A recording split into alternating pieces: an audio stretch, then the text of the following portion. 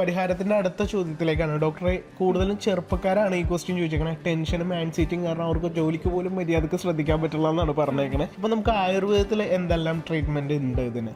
ഇപ്പോൾ ഒരുപാട് patients stress ആയിട്ട് വരുന്നുണ്ട്. അത് വർക്ക് റിലേറ്റഡ് ആവാം, അല്ലാത്ത സ്ട്രെസ്സും ഒക്കെ ഒരുപാട് പേഷ്യൻസിൻ്റെ സ്ഥിരം കംപ്ലയിൻ്റ് ആണിത്. അപ്പോൾ ഇതിന് വളരെ എഫക്റ്റീവായിട്ടുള്ള ട്രീറ്റ്മെൻറ്റ് ഉണ്ട് ആയുർവേദത്തിൽ. ശിരോധാര എന്ന് പറഞ്ഞിട്ട്, അത് പ്രത്യേകതരം ഓയിൽ വെച്ചിട്ട് നമ്മൾ ശിരോധാര ചെയ്യും. അതുപോലെ തന്നെ തക്രധാര എന്ന് പറയുന്ന ഒരു ട്രീറ്റ്മെൻറ്റ് ഉണ്ട്.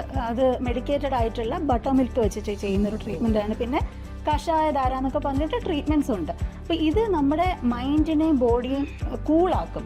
ഇപ്പം ഇൻസോംനിയ അഥവാ ഉറക്കക്കുറവ് പിന്നെ വളരെ നല്ലൊരു ട്രീറ്റ്മെൻറ്റും കൂടിയാണ് ശിരോധാര. ഡോക്ടർ പറയുന്നതനുസരിച്ച് കണ്ടിന്യൂസ് സെഷൻസ് എടുക്കുന്നത് നല്ലതായിരിക്കും. നമ്മുടെ ബോഡിയും മൈൻഡിനെയും കാമാക്കുന്ന ഒരു ട്രീറ്റ്മെൻറ്റും കൂടിയാണ് ശിരോധാര.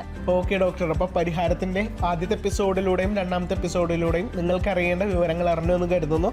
നിങ്ങൾക്കുള്ള ശാരീരിക പ്രശ്നങ്ങൾ പരിഹാരത്തിൻ്റെ ഇൻബോക്സിൽ അറിയിക്കാവുന്നതാണ്. പരിഹാരത്തിലൂടെ ഞാനും ഡോക്ടർ ഒത്തി അത് വിവരിച്ച് ക്ലിയർ ചെയ്ത് തരുന്നതായിരിക്കും.